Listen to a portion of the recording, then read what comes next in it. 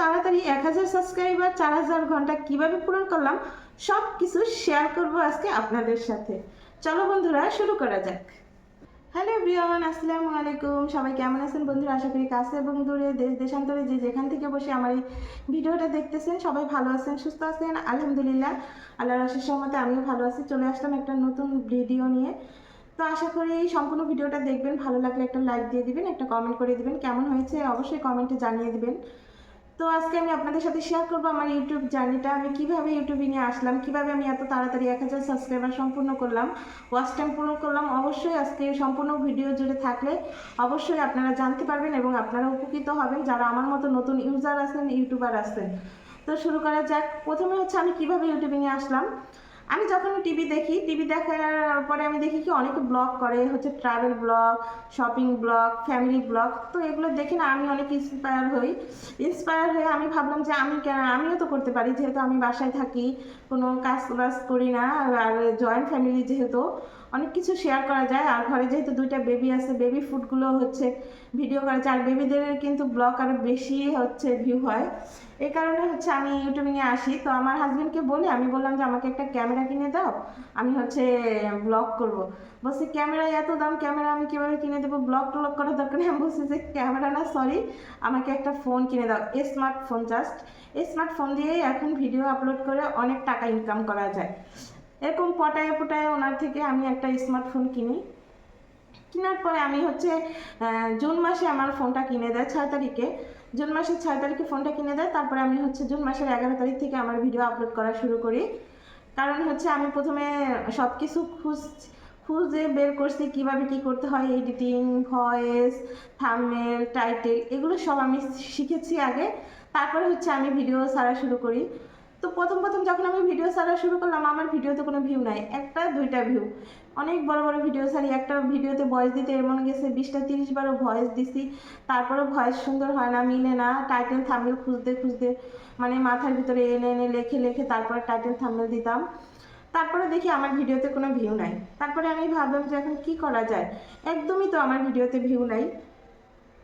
তারপরে আমি ভাবলাম যে তাহলে আমি শর্ট ছেড়ে দেখি যে শর্ট থেকে আমি কেমন রেসপন্স পাই।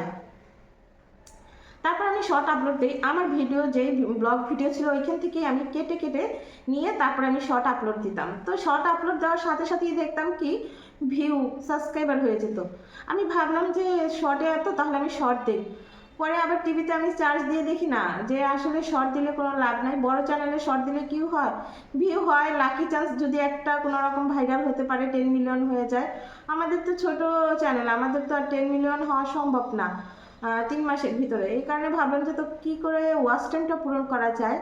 তো ব্লগ ভিডিও দিতে হবে। তো ব্লগ ভিডিও আমি কিভাবে ভাইরাল করব এটা আমি মানে মাথায় আনি। আমার কিভাবে 1000 সাবস্ক্রাইবার পূরণ করব এটাও মাথায় আনি।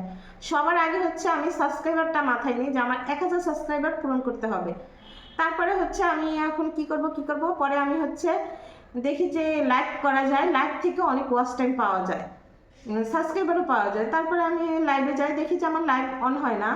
আমার লাইভ বলতেছে 50টা সাবস্ক্রাইবার হওয়ার পরে আমি লাইভ করতে পারবো। তারপরে আমি শর্ট ভিডিও দিয়ে আমি কোনো রকম 50টা সাবস্ক্রাইবার সম্পূর্ণ করার পরে আমি হচ্ছে যখন আমার 50টা সাবস্ক্রাইবার হয়ে যায় আমি তখন লাইভটা শুরু করে দিই। লাইভটা শুরু করার সাথে সাথে দেখি যে হ্যাঁ আমার লাইভটা অন হয়ে গেছে, কিন্তু আমার লাইভে কোনো ভিউ হইতেছে না।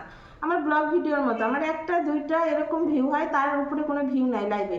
তারপর আমি ঘন্টার পর ঘন্টা আমি লাইভ করে গেছি, ঘন্টার পর ঘন্টা আমি লাইভ করে গেছি, কিন্তু ভিউ নাই। তারপরও আমি বলতে আমার মুখ ব্যথা হয়ে গেছে। তারপর আমি প্রতিদিন কন্টিনিউ 2 টাইম লাইভ করছি।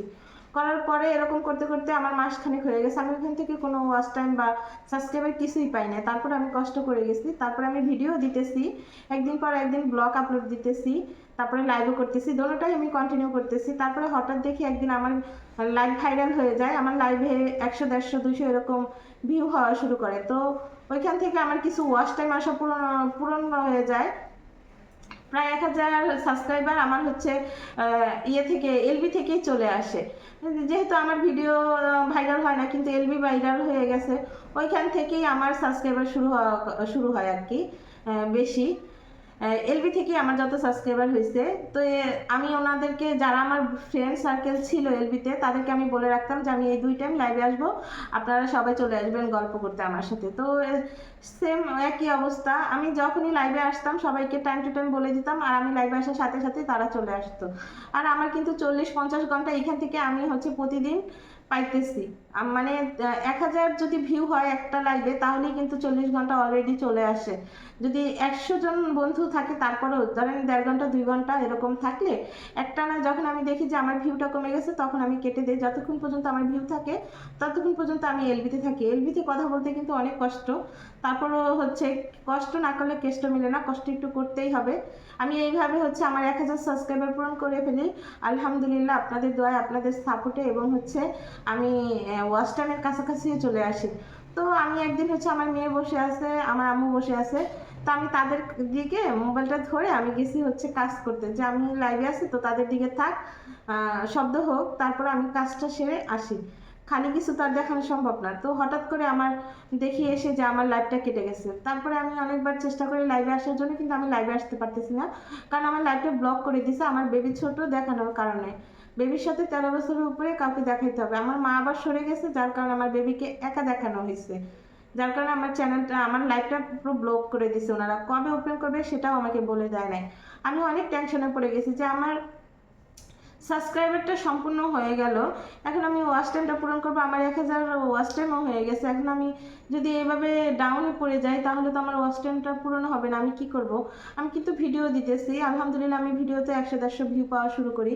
100-150 একটা ভিডিওতে ভিউ পাওয়া কিন্তু মুখের কথা না। তা আমি কিন্তু কন্টিনিউ আমার ইউটিউবের পিছেই লেগেছিলাম।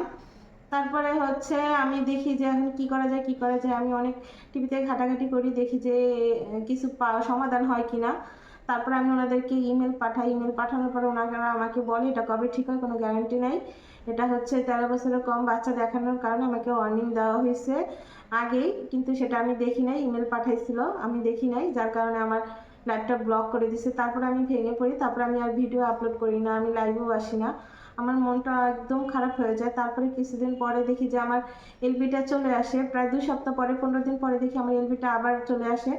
তখন থেকে আমি আবার এলবি করা শুরু করি এবং ভিডিও আপলোড করা শুরু করি। আলহামদুলিল্লাহ এখন আমার প্রায় 1700 ঘন্টা ওয়াচ টাইম পূরণ হয়ে গেছে, আর কিছু ঘন্টা বাকি আছে, এবং 1700 সাবস্ক্রাইবারও হয়ে গেছে অলরেডি।